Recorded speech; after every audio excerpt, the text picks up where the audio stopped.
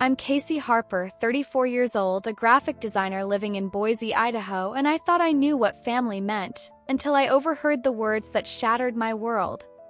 It was a quiet Saturday afternoon, and I'd just come downstairs to grab my fertility medication from the kitchen counter. My husband, Ethan, and I had been trying to conceive for 3 years, a journey filled with doctor's appointments, strict schedules, and the crushing weight of monthly disappointments.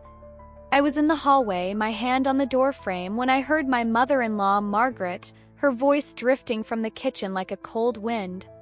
"Some women just aren't meant to be mothers, Ethan," she said, her tone sharp, final.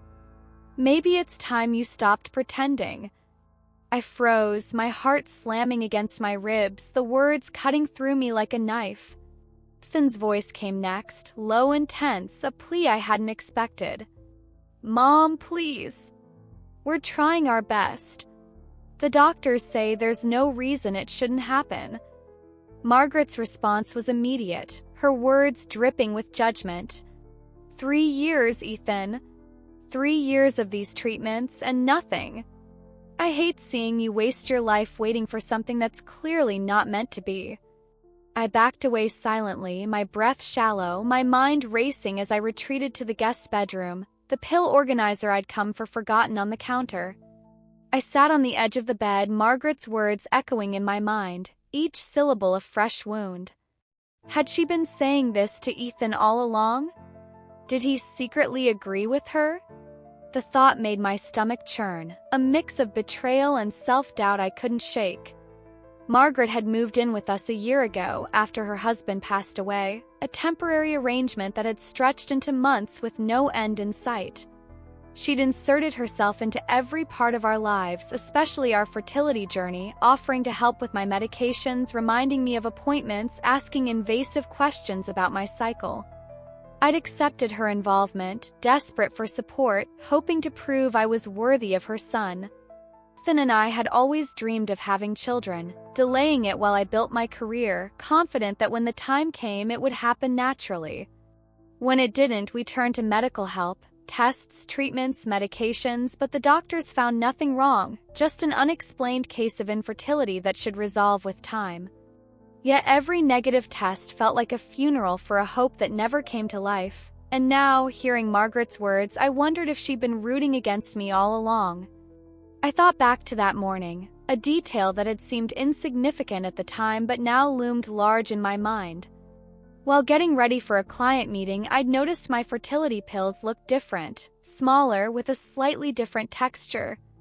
I dismissed it as a generic brand switch by the pharmacy, but now a cold suspicion settled in my gut. I pulled out my phone, my hands trembling as I searched for images of my medication, comparing them to the mental picture of what I'd taken that morning. They didn't match. My heart raced as I checked my reminder app. My prescription should have been refilled 2 weeks ago, but I had no memory of picking it up. Margaret had offered to handle it, saying she was happy to help, that she wanted nothing more than a grandchild. A terrible possibility began to form in my mind, one I couldn't ignore, one that made my blood run cold. Had Margaret been sabotaging me all this time? And if she had, how far would she go to keep me from giving Ethan the family we dreamed of? The suspicion that Margaret might be tampering with my medication gnawed at me, a dark shadow I couldn't shake as I sat in the guest bedroom, the house suddenly feeling smaller, colder, more hostile. I thought about how Margaret had been involved in every step of our fertility journey, picking up prescriptions, organizing my pills, even setting reminders on her phone to make sure I took them. The time, I'd seen it as support, a sign that she cared, that she wanted to be part of our future family. But now, with her words ringing in my ears, I saw it differently. What if her help wasn't help at all? What if she'd been working against me, ensuring I'd never conceive, all while pretending to be on my side? That evening, I waited until Margaret was distracted, engrossed in her evening ritual of watching cooking shows in the living room, her laughter echoing through the house like a mockery of my pain. I slipped into the kitchen, my heart pounding as I retrieved the pill organizer from the counter, the one she'd so carefully prepared for me each week. I took it to the bathroom, locking the door behind me, my hands shaking as I examined the contents. Pills looked similar to my prescription at first glance, white, round, about the same size, but when I compared them to the images on my phone, the differences were stark. These had no manufacturer's imprint, the edges were too smooth, and when I placed one in a glass of water, it dissolved almost instantly, leaving a faint sugary residue. These weren't my fertility meds, they were placebos, sugar pills meant to mimic the real thing while doing nothing at all. I flushed the pill down the toilet, my hands trembling with a mix of rage and disbelief. Could Margaret really have been sabotaging my treatments? For how long?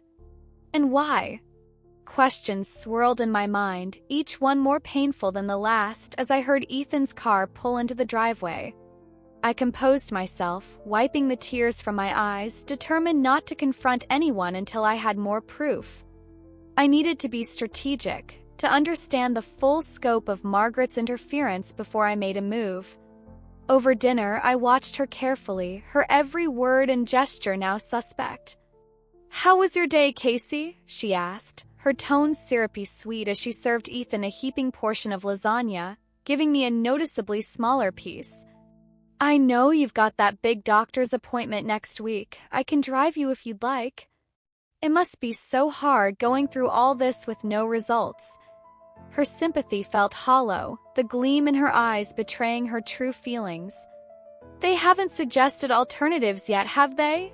she continued, her voice dripping with false concern. "Alternatives?" I echoed, my voice steady despite the storm inside me. "Well, adoption or maybe surrogacy with a younger egg donor," she said, patting Ethan's hand. "There are so many ways to have a family these days." Ethan shifted uncomfortably, his eyes on his plate, his silence a betrayal in itself.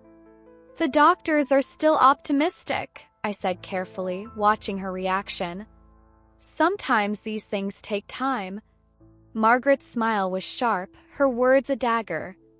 3 years is more than time, dear. It's a sign. That night I couldn't sleep, the weight of my discovery pressing down on me as Ethan snored beside me, oblivious to the war brewing in our home. I slipped out of bed, my bare feet cold against the hardwood floor, and searched the bathroom where Margaret kept her toiletries. In the back of a drawer, hidden beneath a stack of washcloths, I found a prescription bottle with my name on it. My actual fertility medication filled 2 weeks ago, the bottle nearly full. She'd been intercepting my prescriptions, replacing them with sugar pills, all while pretending to help, all while watching me fail month after month. The evidence shook me to my core, a betrayal so deep I could barely breathe. I returned the bottle exactly as I'd found it, crept back to bed, and lay awake until dawn, my mind racing with plans. I wouldn't confront her yet. I needed more proof, needed to know if Ethan was complicit, needed to secure my real medication without her knowing. The game had changed, and Margaret had no idea I was now playing to win. The discovery of the hidden medication bottle confirmed my worst fears. Margaret had been sabotaging my fertility treatments, deliberately keeping me from conceiving, all while playing the role of the supportive mother-in-law. But I couldn't act on emotion alone. I needed to be smarter, to gather undeniable proof, to protect myself and my marriage from her manipulation. The next morning, I called my doctor's office from work, my voice steady despite the tremor in my hands, and requested an immediate appointment, citing concerns about my medication. The nurse asked for details, but I kept my explanation vague, just enough to secure a same-day slot during my lunch break. Dr. Ellis, my gynecologist, greeted me with her usual warmth, her brow furrowing as I closed the door behind me. "Casey, this is unexpected. Is everything okay?"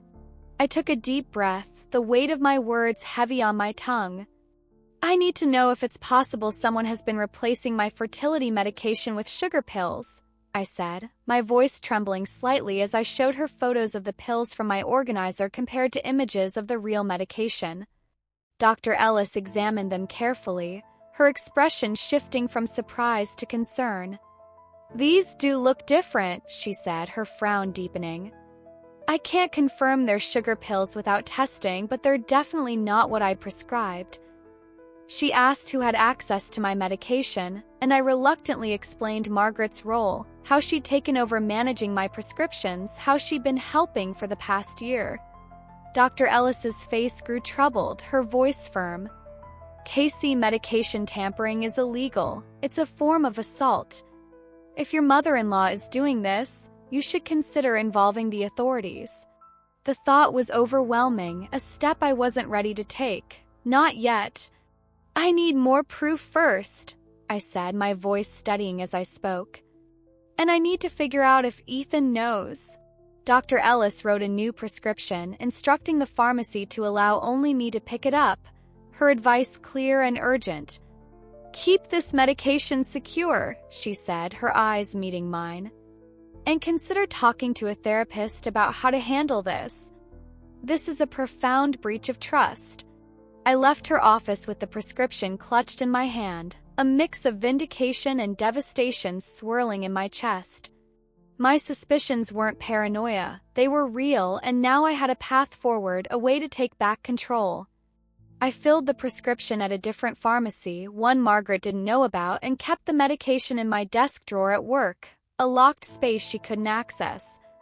That evening, I returned home and continued the charade, swallowing Margaret's sugar pills while she watched with that same satisfied smile, her eyes gleaming with a triumph she thought I couldn't see.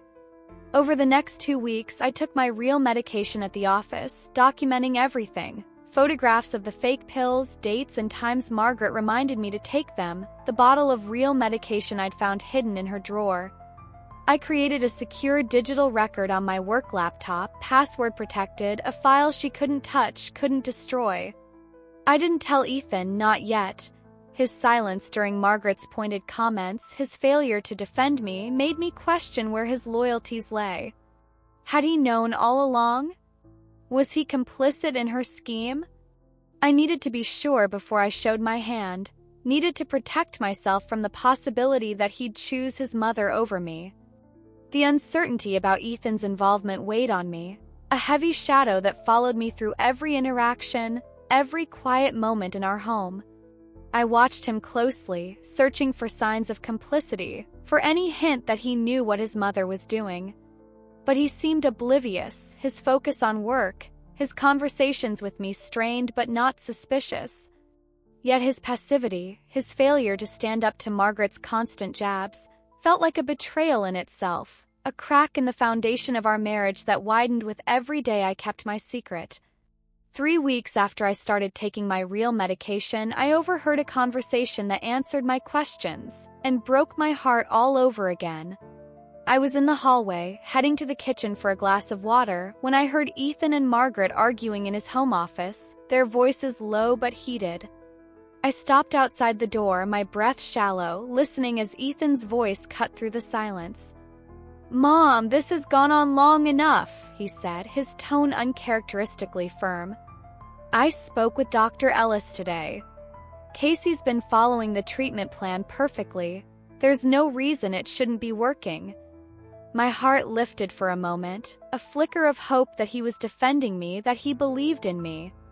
But Margaret's response was cold, calculated, a dagger aimed at my core. "Unless the problem isn't the treatment," she said. "Have you considered that maybe she doesn't want children? That she's secretly taking birth control? Career women often say they want families but put it off indefinitely." "That's ridiculous," Ethan protested, but his voice lacked conviction, a hesitation that made my stomach drop. "Is it?" Margaret pressed, her tone sharp. "She works late 3 nights a week, always on her phone. For all you know, she could be living a completely different life." Ethan's voice was quieter now, uncertain. "Casey wouldn't do that." "Wouldn't she?" Margaret said, her voice dripping with venom. "I found this in her purse yesterday." There was a pause, then Ethan's shocked voice, a sound that sent a chill down my spine. "A birth control pill packet? Are you sure?" "Check the name on the prescription if you don't believe me," Margaret replied, her triumph palpable. My blood ran cold.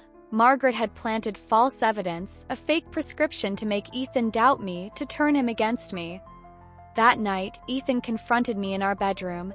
His expression a mix of hurt and anger, the birth control pill packet in his hand, my name on the label, a forgery so convincing I almost doubted myself. "Is there something you want to tell me?" he asked, his voice low, accusing. I stared at the packet, momentarily speechless, the betrayal cutting deeper than I'd thought possible. "That's not mine," I said finally, my voice steady despite the storm inside me. "I've never seen it before."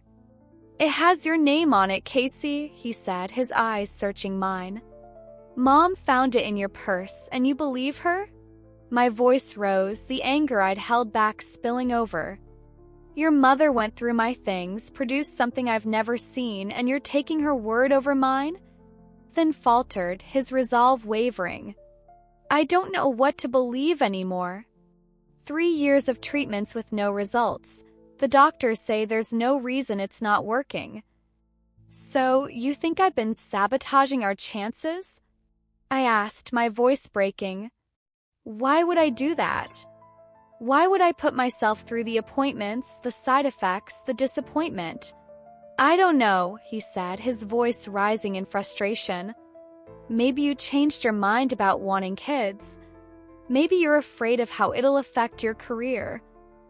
The irony was unbearable. While I'd been uncovering Margaret's betrayal, she'd been crafting a narrative that painted me as the deceiver, and Ethan was ready to believe it.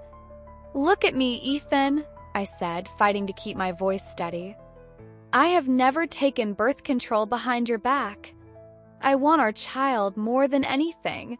He studied my face, uncertainty in his eyes, then gestured to the packet. "Then how do you explain this?" I made a split-second decision. I couldn't tell him about Margaret's tampering, not yet. If he told her, she might destroy the evidence I'd collected. "I can't explain it," I said carefully. "But I swear it's not mine. Someone is trying to come between us." Ethan ran his hands through his hair, a gesture of frustration I knew too well. "This is crazy. Why would anyone do that?" I looked at him, my voice soft but firm. "Think about it, Ethan. Who benefits if we start doubting each other?" Ethan's question hung in the air, unanswered, as Margaret knocked on our bedroom door, her expression a perfect mask of concern, her voice dripping with false sympathy. "I couldn't help overhearing," she said, stepping into the room uninvited. "I'm so sorry this is happening, but maybe it's for the best that everything's out in the open now." Calculated innocence in her tone made my skin crawl, a performance designed to drive a wedge between Ethan and me, to make me the villain in my own marriage. "Nothing is out in the open," I snapped, my voice sharp, my patience gone. "You planted that pill packet." Margaret's eyes widened, her shock a practiced act. "Why would I do such a thing?" "Ethan, can you believe what she's accusing me of?" Ethan looked between us, torn, his silence a betrayal that cut deeper than words. "I think we all need some space," he said finally, his voice heavy.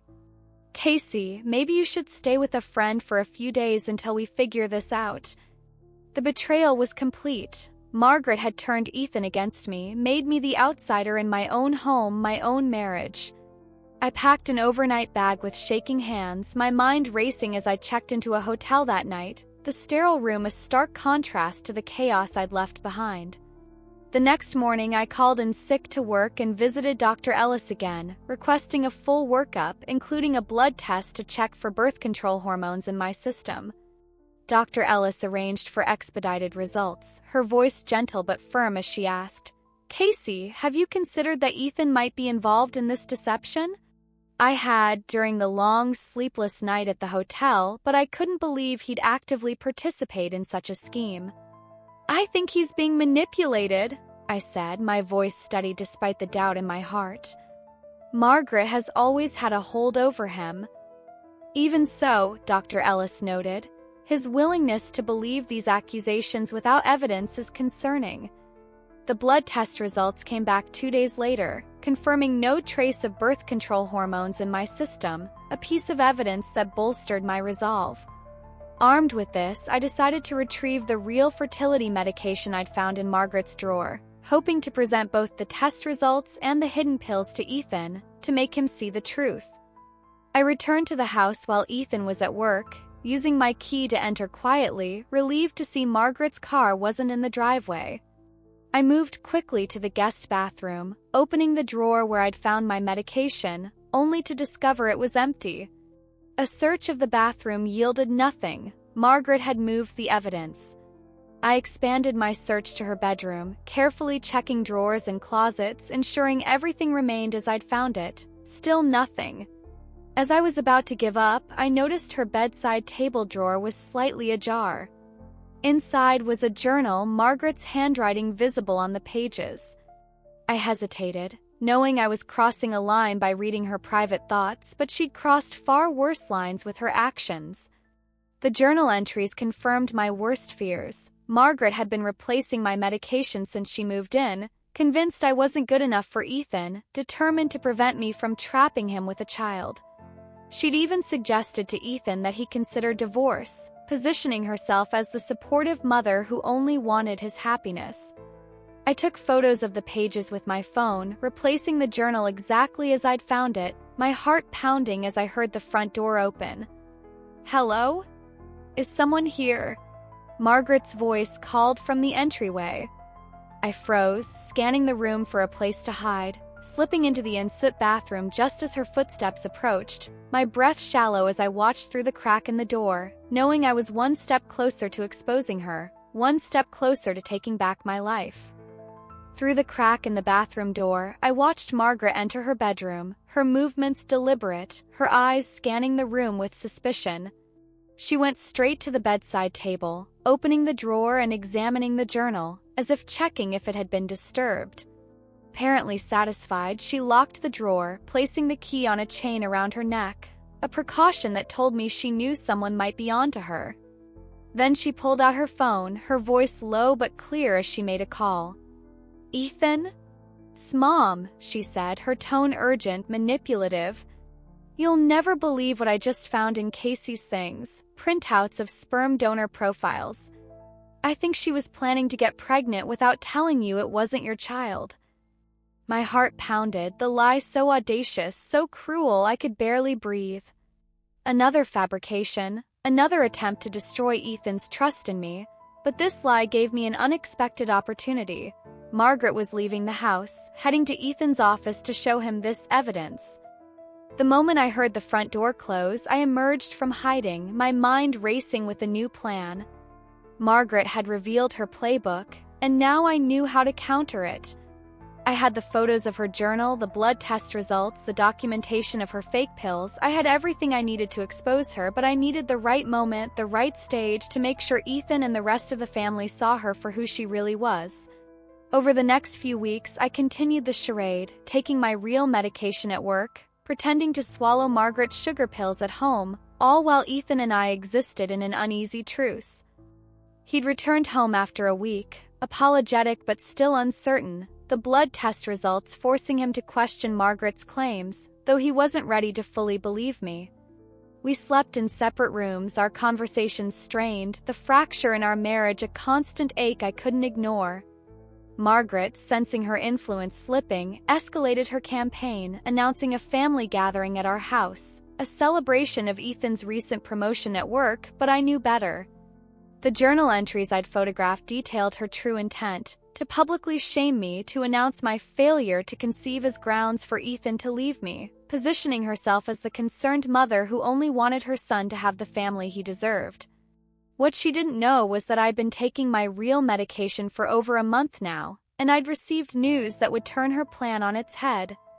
I'd visited Dr. Ellis the previous week, a routine checkup that turned into a moment of joy I hadn't thought possible. After 3 years of trying, I was pregnant, 8 weeks along, a miracle made possible by the real medication I'd been taking in secret. I kept the news to myself, not even telling Ethan, knowing I needed to use it strategically, knowing Margaret's party would be the perfect moment to expose her. I prepared carefully, gathering all my evidence, the photos of the journal, the blood test results, the fake pills, and the ultrasound image Dr. Ellis had given me, a grainy picture of the life growing inside me. I placed the ultrasound in an envelope, keeping it in my purse, a secret weapon I'd reveal at the right moment. The day of the party approached, a mix of nerves and determination settling in my chest, the knowledge that I was about to reclaim my life, my marriage, my future, giving me a strength I hadn't known I possessed. Margaret had no idea what was coming, no idea that her carefully constructed scheme was about to crumble, and I was ready to make sure she'd never forget the moment I took back everything she'd tried to steal. The day of Margaret's party arrived, a crisp Saturday evening in Boise, the air tinged with the scent of autumn leaves as family and friends gathered in our living room. Margaret had gone all out, decorating the space with string lights and a banner that read "Congratulations, Ethan," a celebration of his promotion that felt more like a stage for her own agenda. I watched her flit around the room, greeting Ethan's siblings, his older sister Lauren and her husband Mark, and his younger brother Daniel with his fiancée Sophie, along with a handful of family friends, her smile wide but her eyes sharp, calculating. She'd orchestrated the seating, placing herself at the center of the room, Ethan beside her and me slightly apart, a subtle but deliberate move to isolate me, to make me the outsider in my own home. I played my part, smiling politely, making small talk, my purse resting on my lap, the envelope inside a quiet promise of the truth I was about to reveal. Margaret's energy was electric, her voice carrying over the chatter as she raised a glass of champagne, her toast a prelude to the performance I knew was coming. "Thank you all for coming to celebrate Ethan's well-deserved promotion," she began, her tone warm but laced with an undercurrent of control. "But I also wanted to take a moment to address something more personal, something that's been weighing on my heart." The room fell silent, all eyes on her, the tension palpable as she turned her gaze to me, her expression a mask of false compassion. "As you all know, Casey and Ethan have been trying to start a family for years, and after all this time, it's become clear that Casey may not be able to give Ethan the family he's always wanted." Murmurs of sympathy rippled through the room, Lauren's brow furrowing, Daniel shifting uncomfortably, the weight of Margaret's words settling like a stone in my chest.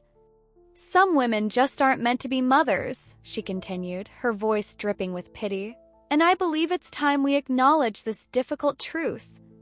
Ethan deserves a chance at fatherhood before it's too late." The room was silent, the air thick with shock, all eyes turning to me, Margaret's expression triumphant, certain she'd orchestrated my ultimate humiliation. I felt Ethan tense beside me, his hand reaching for mine under the table, a small gesture of support that gave me the strength I needed. I smiled calmly, my heart pounding but my resolve unshaken, and reached into my purse, pulling out the envelope I'd prepared, the ultrasound image inside a weapon more powerful than any words Margaret could wield. "Oh, right, I almost forgot," I said, my voice steady, cutting through the silence as I placed the envelope on the coffee table, the room's attention shifting to me. "I have some news to share with everyone." Margaret's face paled, her eyes narrowing as I opened the envelope and removed the ultrasound image, passing it to Ethan first. His eyes widened, darting between the photo and my face, a mix of disbelief and hope in his expression. Are you?" he stammered, his voice breaking. 8 weeks pregnant," I confirmed, my voice clear, unwavering. "Dr. Ellis confirmed it last week. We're having a baby, Ethan." The room erupted in confused congratulations, Lauren gasping, Daniel grinning, the ultrasound making its way around the circle as Margaret snatched it from Sophie's hands, studying it as if searching for a flaw, a forgery, anything to disprove the truth staring her in the face. "This is impossible," she hissed, her voice low, venomous. "You can't be pregnant." I met her gaze, my smile unwavering. "Actually, I can. Once I started taking the real medication instead of the sugar pills you've been substituting, conception happened rather quickly." The room fell silent, the weight of my words hanging in the air, a bombshell that shattered Margaret's carefully constructed facade. Her face contorted with rage and panic, her hands trembling as she clutched the ultrasound image, her voice a hiss of denial. "What are you talking about? That's absurd." I turned to the gathered family, my voice calm but firm, the evidence I'd collected giving me the strength to speak the truth.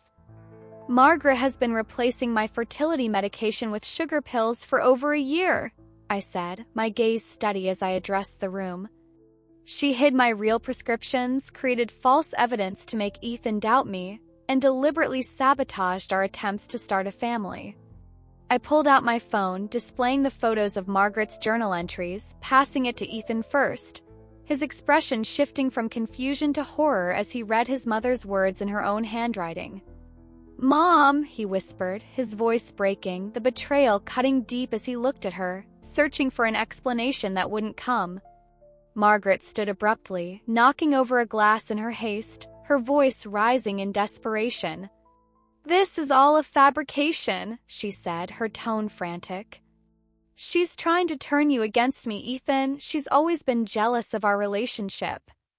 But her protests fell on deaf ears as the evidence circulated through the room, Lauren's face hardening, Daniel shaking his head in disbelief, the family friends murmuring in shock as they read Margaret's own words, her confession of sabotage laid bare. One by one, the guests rose to leave, their congratulations to Ethan and me now mixed with coldness toward Margaret, their trust in her shattered by the truth I'd revealed. As the last guest departed, Margaret stood isolated in the center of the room, her scheme in ruins, her control over Ethan slipping through her fingers. Ethan turned to her, his voice quiet but firm, the hurt in his eyes unmistakable. "You should pack your things," he said, his tone final. "I think it's time you found your own place to live."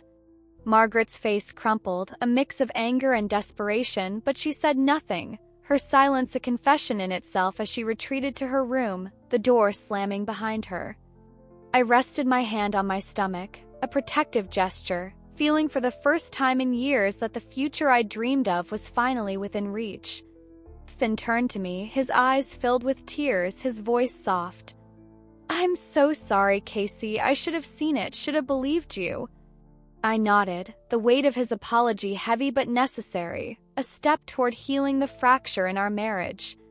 That night, we sat on the couch, the ultrasound image on the coffee table, a symbol of the life we'd created despite Margaret's efforts to tear us apart. We talked for hours, the conversation raw, painful, but honest, addressing the doubts he'd had, the influence Margaret had wielded, the boundaries we needed to set moving forward.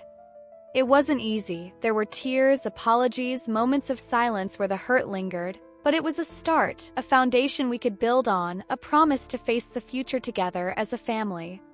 Margaret moved out the next day, her belongings packed in silence, her attempts to justify her actions met with Ethan's firm refusal to engage. She moved to an apartment across town, her presence no longer a shadow over our home, our lives, our dreams.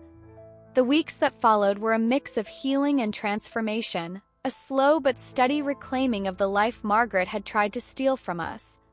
With her gone, our home felt lighter, the air no longer thick with tension, the walls no longer echoing with her judgment. Ethan and I started counseling, a decision we made together, knowing we needed to rebuild the trust she'd shattered, to address the ways his passivity had hurt me, the ways her manipulation had strained our marriage. Our therapist, Dr. Monroe, guided us through difficult conversations about Ethan's relationship with his mother, about the doubts he'd let creep in, about the boundaries we needed to establish to protect our growing family. "You both went through a trauma," Dr. Monroe said during one session, her voice gentle but firm. "Healing takes time, but it also takes honesty, and you're doing that work." I continued my job as a graphic designer, working remotely more often as my pregnancy progressed, the flexibility a relief as I prepared for the changes ahead. My experience with Margaret inspired me to advocate for better support at my company, helping to create a policy for employees undergoing fertility treatments, offering resources and understanding I wished I'd had. Dr. Ellis monitored my pregnancy closely, her reassurance a comfort after everything we'd been through. "Everything looks perfect," she said during my latest checkup, her smile warm. "After all you've faced, Casey, you deserve this joy." I nodded, tears in my eyes, the weight of her words a reminder of how far I'd come, how much I'd fought for this moment. Ethan and I transformed the spare bedroom, Margaret's old room, into a nursery, painting the walls a soft lavender, filling the space with books, toys, and a crib we assembled together, each step a celebration of the future we were building. We talked about names, settling on Amelia for a girl, Noah for a boy, the names a promise of the love we'd give, the family we'd create. Finn's siblings, Lauren and Daniel, became a support system we hadn't expected, their anger at Margaret's actions turning into a renewed closeness with us, their excitement for our baby a balm for the wound she'd left behind. Margaret tried to reach out, sending letters, leaving voicemails, but Ethan held firm, insisting she seek therapy before any reconciliation could be considered, a boundary I was grateful for, a sign of his commitment to us. The most profound change was within me. The woman who had endured Margaret's manipulation, who had blamed herself for failures that were never her fault, was gone, replaced by someone stronger, more certain, more resilient.